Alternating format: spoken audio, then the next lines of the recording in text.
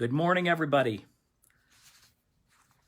Victory in 30 days. That's going to be the message for today. Going to wait for a few people to jump on here. I see a few of you. Let me see a few comments. Great to see some of you are watching. It's a big day and a lot of things that I need to cover today. I want to give it just a couple of minutes for us to build some numbers. It was an amazing day yesterday. We've talked about it a couple of times, right? But we've got lots of work to do. I'm going to cover what this all means, and I mainly want to make sure that you may need to watch this in parts or sections, because it's likely to be a little bit long, because I'm going to cover a little bit of everything. Feel free over the weekend to do it, but make sure that you share this information with those that are as unclear as most of you are in what the decision was or came down yesterday, and also want to touch base specifically on what we did yesterday morning and talk about the press release. So we're getting good numbers. We're up getting closer to 800 to 1,000 people. So I'm going to get started here. First of all, I want to tell you that it was an amazing victory, and it could have never happened, honestly, that it could be coordinated, that we would reach the date in our signatures when we did in 80 days. Not ever thought to be able to happen, right? Finish our counting and set a submission day for yesterday morning. We had hundreds of you show up with your American flags and celebrate with us as we turned in 539,384 signatures. And by the way, people continued to bring signatures down yesterday. There are a lot more out there, but we had to set an end date and get those turned in. It was an amazing day, but to have happen what happened at 5 p.m. yesterday, no one anticipated the Supreme Court ruling. No one believed necessarily that we would prevail in that ruling, and yet we did. Everything that we've been saying to you and everything that the legislator and legislature went through with the lawsuit back after April 30th, which happened, by the way, them saying no happened because of the pressure of you. Those of you that were with us knew that we flooded their phone lines. They were ready to extend one more time. And it was your pressure. It were your calls. It was our grassroots movement that got them and gave them the strength to stand up and say, no more. They then went forward with this lawsuit in May, and it took this summer to get through the courts and to get a prevailing decision yesterday. So what I want to start out with for you guys is a little bit more about yesterday's press conference, because you did all this work. So we're going to cover this for about 10 minutes, and then we're going to move to yesterday's ruling and what it all means and what we need you to do. So the first thing is, I'm going to kind of just run through this. I made a statement that says these petitions are not an item in the state government's suggestion box. These are the legislative demand pursuant to our state constitution for a specific purpose: to repeal the 1945 law that allows governor to rule by decree. Our petitions must be processed immediately for a prompt vote of this legislature this year. Unlock Michigan Today presented 539,384 signatures to the Michigan Bureau of Elections to qualify our initiated law to prompt consideration by the Michigan legislature.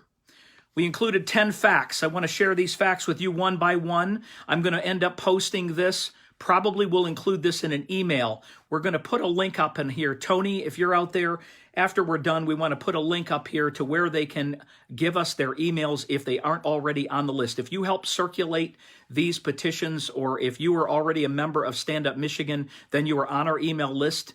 But we've got, I believe, 70,000 plus of you on there. But we're going to communicate with you a lot with specifics through email, along with links to specific videos that we will not probably be putting on this platform.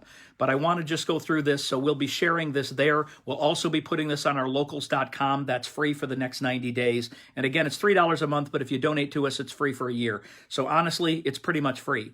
But we want you to join there because it is safe and secure. We just can't do our lives from there yet. We hope that's coming soon. Okay, so number 10, despite an active decline to sign campaign, ineptly, by the way, run by our opposition. We had no trouble collecting the requisite number of signatures plus a cushion of nearly 200,000 additional signatures with 100 days to spare, with our 180 days that were legally allowed. There is no denying that we have sufficient signatures to put our initiation in front of our legislature for a prompt vote. Number 9, our effort has been the most transparent and forthright petition drive in the state's history. Our volunteers proudly collected these signatures under a banner that said, "End Whitmer's endless shutdown." Any voter could read this entirety of this one-sentence proposal for themselves, and they understood every word of it. There should have been no misunderstanding about what our proposal was or what we were trying to accomplish. Number 8, not included in our 539,384 signatures were 1,210 signatures tainted by the unethical behavior of a liberal California political operative named Eric Singer. By the way, here is Eric. Some of you might have seen his picture on our site. I want to know whether or not that looks like one of us, right? Okay, his picture's included in here. It was on a box, by the way. If you look at that, we put a box next to the 539,000 signatures with his picture on it, and everything that he did was included in that. That's going to be delivered to the Attorney General's office so she can prosecute him for his illegal activities. It goes on to say, while no one has pointed to any violation under the law by any circulator trained by him, we segregated every petition circulated by anyone trained by Singer and excluded those from today's submission. They are being forwarded to the Attorney General's office to assist in an investigation of him and the violations of Michigan law. Number 7, and this is one that you have to get and create and print and share with people. Are you ready for this? This is the big one. The most obvious illegality was committed by Gretchen Hertz, who was captured on video forging her husband's name and fake address on the petition. If you recall, this is the second one that the governor tried to use a video, or the Attorney General might as well be the governor, in saying what? In saying a video of the person saying, "Can I sign for my husband?" Just a natural citizen, right? It was just a citizen coming up to a table, and the circulator on video said, "I guess so. I suppose you can." But this person didn't sign their own name. They didn't sign their husband's own name. I wonder why. Well, we got it right here, because the video shows a lot more than they thought we would get. This petition has also been segregated from today's submission and will be turned over to the Attorney General's office. In case the Attorney General's office has difficulty finding Hertz, we will point out that Hertz is an attorney. She is a paid political operative of none other than the Secretary of State herself, Jocelyn Benson's campaign. Did you hear that? An attorney, paid operative of Secretary of State Jocelyn Benson's campaign. We will also be referring this open and shut case of forgery to the Bar Association for immediate action. So we have one paid operative from a progressive organization from California. We have an actual attorney who decided to use herself, and the signatures gave it away. Not her own, but believe me, we have the data and the factual information. Number 6, every paid circulator employed by Unlock Michigan's National Petition Management or any subcontractor were required to sign an agreement which, among other things, requires that the circulator not make any false statements, not present any exhibits falsifying any content or effects of the legislative amendment petition, and not to solicit any or allow any false or forged signatures, not to return any legislative amendment petitions knowing that they contain any false names, and not to sign any false declarations. If they fail to meet these standards, they should be held accountable individually. Number 5, over 82,000. That was the final number of individuals, Michigan voters, who requested petitions and became active in our campaign.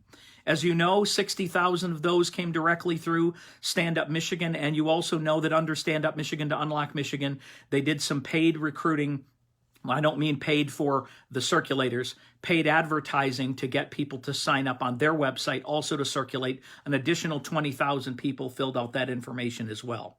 We started circulating petitions shortly after the July 4th holiday. As you know, it was July 6th. July 10th, we began the printed forms. That's how quickly we got this done. And we conducted our petition signing events under extremely unusual circumstances due to COVID-19. Other petition drive operatives at the same time have notably less success, such as the Fair and Equal. That's the one that those other people were brought in. They've had much less success than we did. Number 4, speaking of Fair and Equal, why is no one asking them about the services Eric Singer provided to this other campaign? How many signatures on those petitions were tainted by his activities, and what illegal acts were committed? Why is Dana Nessel, the attorney, John Persh, and the League of Women Voters not sending letters requesting those about that other petition initiative? We all know the answer, but we wanted to point out the facts here. Number 3, the Bureau of Election Director, Jonathan Brader, stated in a sworn filing with a federal court that the certification process of an initiated law takes approximately 60 days. The Secretary of State's office now quibbles with that and attempts that those are conditional 60 days, depending on staffing levels, saying they don't have quite enough staff. So we may need to volunteer with the Secretary of State to help them realize that we have more than enough signatures. But none of these caveats appear in any sworn statement, only the statement that they should be able to do it in 60 days. That's what we're attempting to hold them accountable to. Number 2, no part of the Attorney General Nessel's investigation has absolutely anything to do with our signatures that we're submitting today. We excluded them from our filing any petitions related to Singer, who richly deserves investigation. The people of Michigan reserve themselves the right to initiate legislation, and their petitions should receive immediate attention by the Bureau of Elections and the Board of State Canvassers with a goal of submission to this legislation this year. Any attempt to delay this timetable is a direct assault on the constitutional rights of the citizens who initiated this legislation, and this should not be tolerated. And the number one thing to know about today's filing: no one has ever done this bigger and faster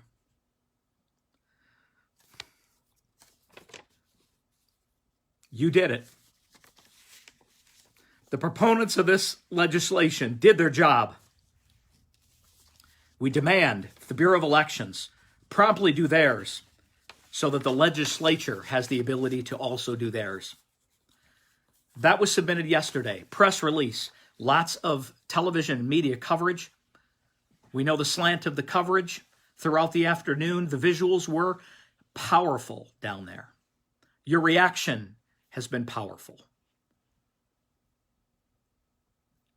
In the last 48 hours, I have had people from all over this state in various aspects of position, we could call power or influence, and those from a national perspective that have reached out and said that we are very unique, that our grassroots organization is something that does not exist in this state, may not have existed for a very long time in this country. And that makes our challenge even more rewarding and puts a level of responsibility on all of us. So we go through the afternoon, and an incredible thing. Stephen Crowder was there. The crowd was huge. We demanded, as your legislation also demanded, the data in regards to the hospitalizations, the nursing home deaths. It was exposed yesterday at a scale it's not been exposed before. You can look at that detail there, but one interesting stat, which has never been known before, is the only numbers included in our state, by the way, it's the only state in regard to nursing home deaths, are the actual licensed nursing homes. In all of the other states, they include all senior care facilities, senior home facilities, private nursing home facilities. They don't just include the nursing homes. Ours data is only providing the data from 400, I believe it was 80 some nursing homes that are licensed. All of these others are licensed as well, and the Freedom of Information Acts that are being requested now are for the other, are you ready for this, over 4,000 additional senior care facilities that are not included in these numbers. It's a devastating proposition. We know that they were also able and qualified to receive positive COVID patients. And as you saw on video yesterday, many of these patients who were brought in didn't even have to be seniors to be put into those facilities. I'm going to leave that alone for now, but it's something you've cared about and been involved with. Many of you know seniors who have been in those facilities, or those that you still are not allowed to see, or at least up until today. So we get to 5 o'clock yesterday. Literally, I had gotten home and been on a phone call when the word came down that the Supreme Court had ruled. Garrett was on here yesterday beaming with excitement and unbelievable thoughts of where we were today, and that our state is indeed free, that everything we have talked about, the truthful information we've shared, was all true. The governor was indeed acting illegally after April the 30th. So what I want you to do now is I want to read for you just a little bit of what I got today, which is part of the key ruling, so that we can clarify some things in here. And then we can talk next about what is the next step. Key section of the ruling here. Justice Markman, joined by Justices Zara and Clement, concluded that the governor lacked the authority to declare a state of emergency or a state of disaster under the EMA after April 30th, 2020. Again, where I refer to EMA, it is the 1976 law. That one had the 28-day limit. That was a unanimous decision by all justices that she could not extend beyond April 30th, where the legislature demanded that they could not go beyond that. That is when she pivoted to the 1945 law. It's the reason that we said this law needs to be abolished and repealed. And so here we go. On the basis of COVID-19 pandemic, and that the EPGA, that's, again, the Emergency Power of Government Act 302, that is the 1945 law where I refer to this. The EPGA violated the Michigan Constitution because it delegated to the executive branch the legislative powers of state government and allowed the executive branch to exercise those powers indefinitely. First, under the EMA, the governor only possessed the authority or obligation to declare a state of emergency or a state of disaster once, and then had to terminate and declare declaration when the legislature did not authorize an extension. The governor possessed no authority to redeclare the state of emergency or to declare a state of disaster, and therefore avoid the legislature's limitations of her authority. Second, regarding the statutory language of the EPGA, plaintiff's argument that an emergency must be short-lived and the legislator's argument that the EPGA was only intended to address local emergencies were textually unconvincing. And while the EPGA only allows the governor to declare a state of emergency while public safety is imperiled, public health emergencies such as COVID-19 pandemic can be said to impair the public safety. Third, as the scope of the powers conferred upon the governor by the legislature becomes increasingly broad in regard to both the subject matter and their duration, the standards imposed upon the governor's discretion by the legislature must correspondingly become more detailed and more precise.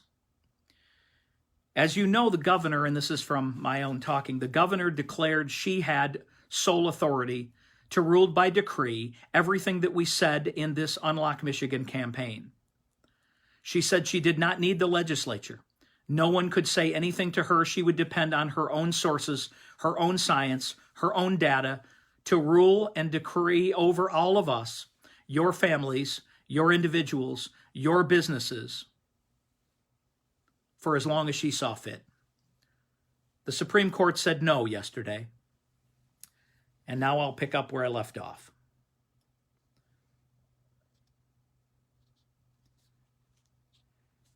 The standards imposed upon the governor's discretion by the legislature must correspondingly become detailed and precise. Of the EPGA delegated broad powers to the governor to enter orders to protect life and property, or to bring the emergency situation within the affected area under control. And that, by way, is under statute.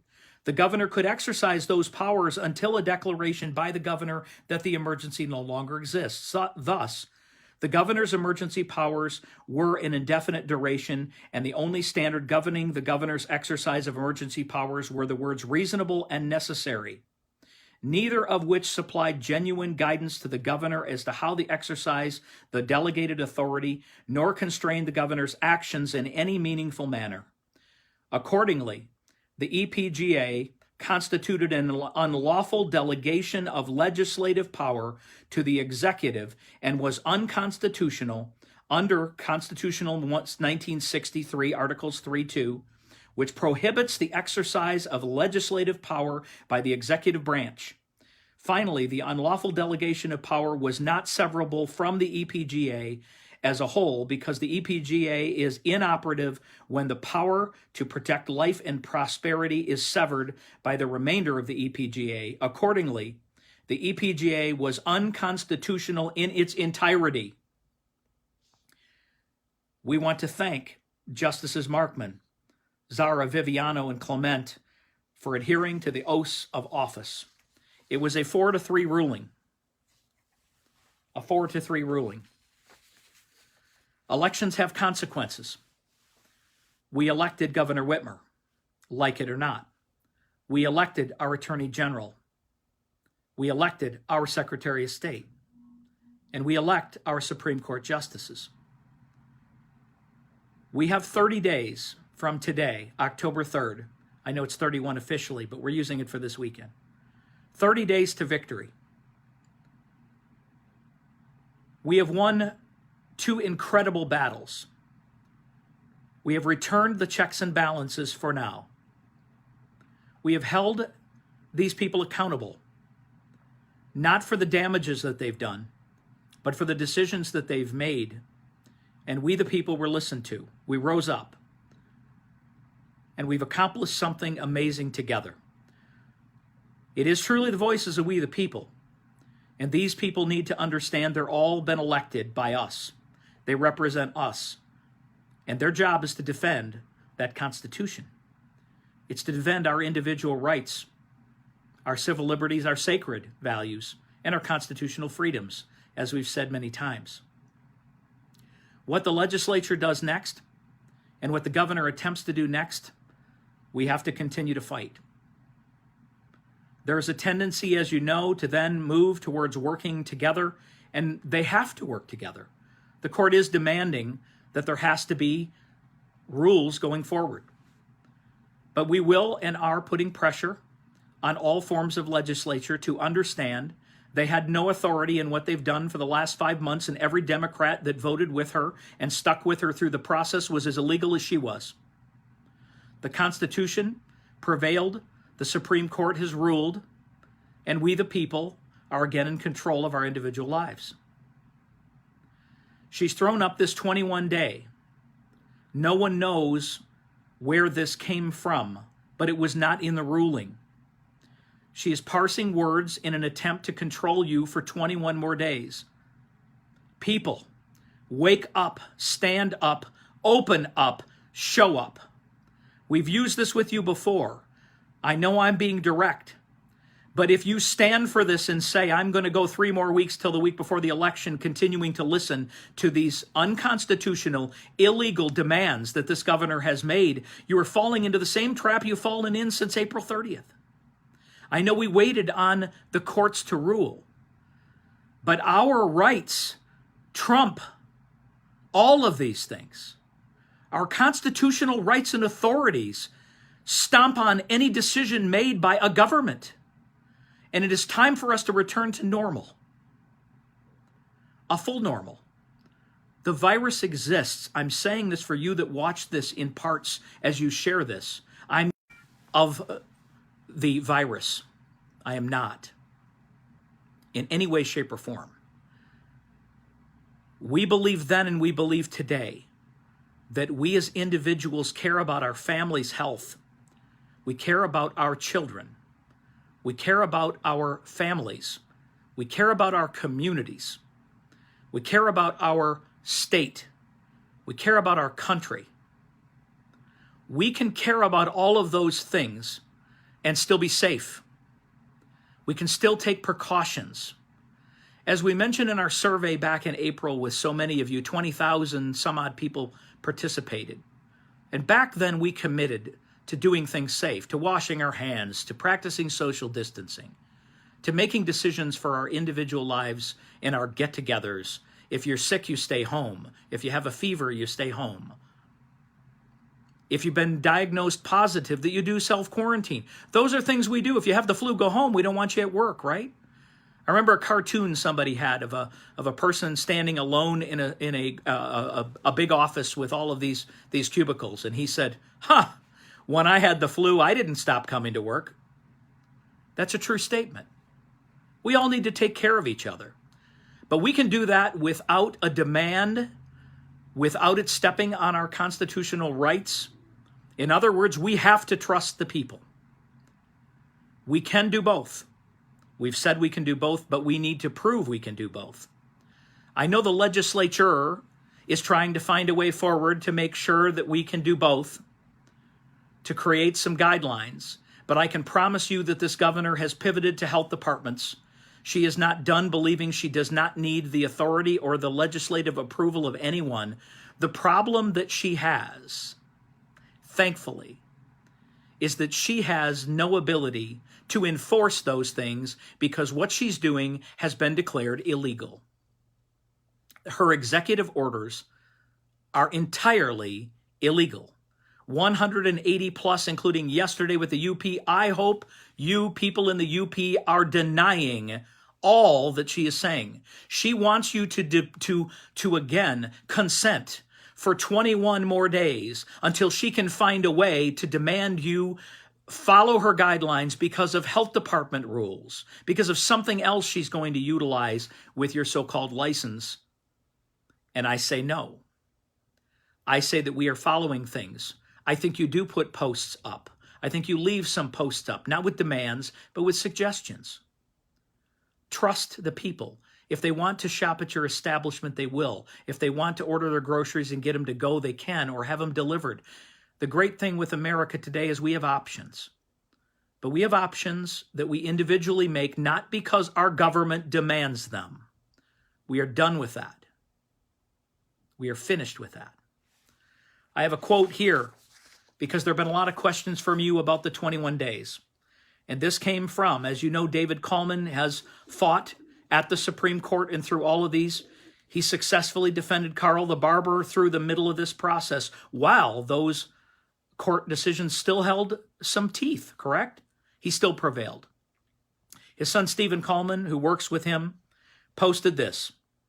Michigan Court Rule 7.315 clearly states that Supreme Court orders are effective on the date they are entered, not 21 days later. Executive orders are gone today. Today. Yesterday. They are gone. Her attempt to continue to control you is only as far as your consent allows. Not because they're legal, but because you are willing to give up your freedoms further. I know that's not the case. I know that's not the case for us anymore. We're going to move forward. We're going to set an example for this country. And for those in the state who believe that we can only take care of ourselves if we're do and done what we're told to do, they can if they choose to, but we say no. Now I'm going to pivot because I mentioned 30 days. I'm going to take a quick drink here. 30 days to victory. When I mentioned to you the calls that I've been on and the job that we have left to do, there are going to be 3 or 4 calls to action. You're going to seem very busy and overwhelmed, and I know if you see every 3rd day or 4th day that there is a call to action, understand for 5 months, 6 months, we have watched and witnessed our families, our businesses be destroyed by a governor acting illegally. Elections have consequences. 30 days to victory. stand up to vote, get everyone out to vote, we have to accomplish three main things. We have to maintain the House because now more than ever, the 1945 law has to be repealed. The signatures are there. They've been turned in. They have no reason to deny, as the 45 law has been declared by this Supreme Court as unconstitutional. But as you know, as you are fully aware, 2 Supreme Court justices are going to be replaced. A further governor could bring something towards and use the 1945 law in the future, and a new Supreme Court could decide differently based on that so-called disaster or emergency. We must not allow that to happen. It has to be repealed. If they attempt to delay, and we will be sending notification to the Secretary of State to find out this week what her intentions are. If she is going to attempt in any way, shape, or form to delay, she is going to be led and fed a lawsuit. We are going to challenge her immediately. We are going to demand that our signatures and that your initiated rights be accepted. With 200,000 additional signatures than necessary, we are going to prevail, and she needs to verify our accuracy and move this forward to allow the legislature to do their job this year. No governor ever again should be able to use this law because, again, a future governor, a future Supreme Court may rule differently. We normally would say, no, now there's precedent. 1945 is considered unconstitutional. If you have the wrong Supreme Court justices, they don't care. It's about power and control. It's about not following the law and precedent. It is about basically declaring things as they see fit in the current situation. We don't believe that. But the Supreme Court, we were going to lead you to the individuals who will also support the repeal and replace of 1945 and will defend the constitutional rights and liberties as these 4 did, as all 7 did in case of the 76 law and its misuse. But 3 of them said they would have agreed that she could have gone on under decree as long as she saw fit under the 45 law. How scary is that? So we need you. We're going to need people to do a number of things. First, we're going to identify for you the close and the House races that need help. It can be calls, knocking doors. It can be in your area poll watching. It can be getting out the vote, EDO, or election day operations. We are going to need help across this state. The great news is there are probably only about 10 districts that need major help, but every district needs to get out and vote in general because of the Supreme Court, obviously. The Senate and the presidency are all at stake. Those need to be looked at. Who defends what it is our causes are? Who defends this ruling and who does not?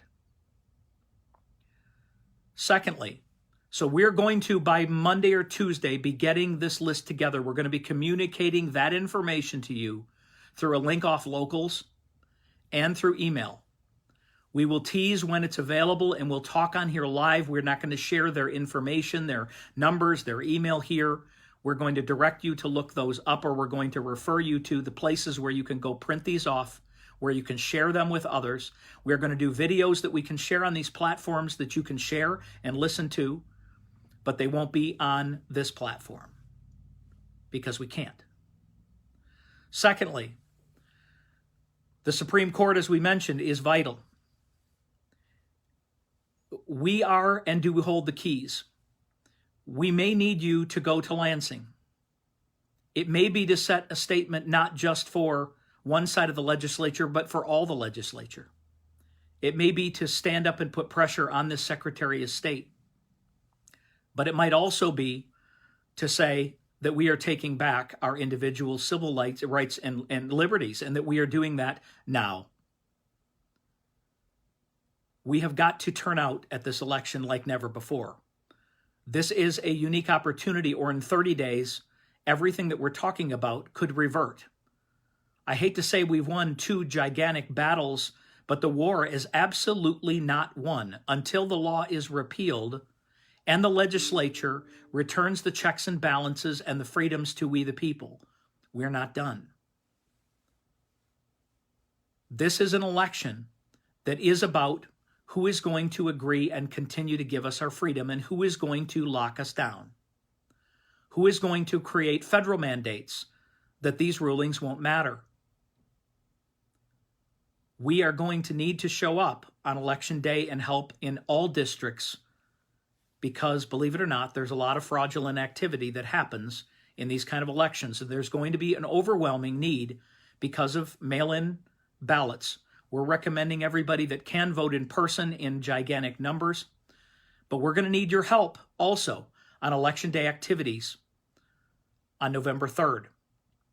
We're going to be giving you some links, and we were going to be offering you some training to get you basically credentialed to be able to help in offices on Election Day, especially in districts that need oversight. We literally will need thousands of you to help. If 20 to 50,000, 60,000 of you are willing to get signatures and get petitions mailed to your home and go work for days at a time, I need to ask you to spend one day on November 3rd and maybe the 2nd, if we're allowed to start counting early, overseeing getting people out to vote and making sure that this is a fair election that defends our rights and our civil liberties and our constitutional freedoms so that we can fully release we the people. So I need you to act. There's going to be a lot to do in the next 30 days. Today and this weekend is a celebration of opening up. Spread the word everywhere you go. Anyone that continues to have those signs, make sure that if anybody says anything to you now, the sign is illegal. All that is in it, the executive orders are not in effect any longer. Businesses have to open up. If everyone just denies this 21-day craziness, then we are free. If you put the shackles on yourself, you're not. There is no legal authority any longer. So this weekend is a big weekend. This 30 days is a big 30 days. What you've accomplished is amazing, but what we have yet to accomplish is so much more important in the long run. Again, we're looking in the long run to do what? To preserve these things for the next generation. We need your help.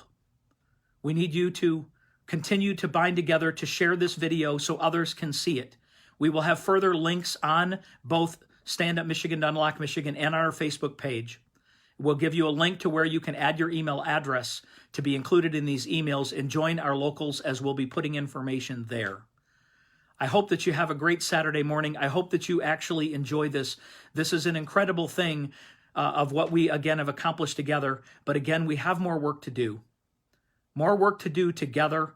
But honestly, the checks and balances are restored.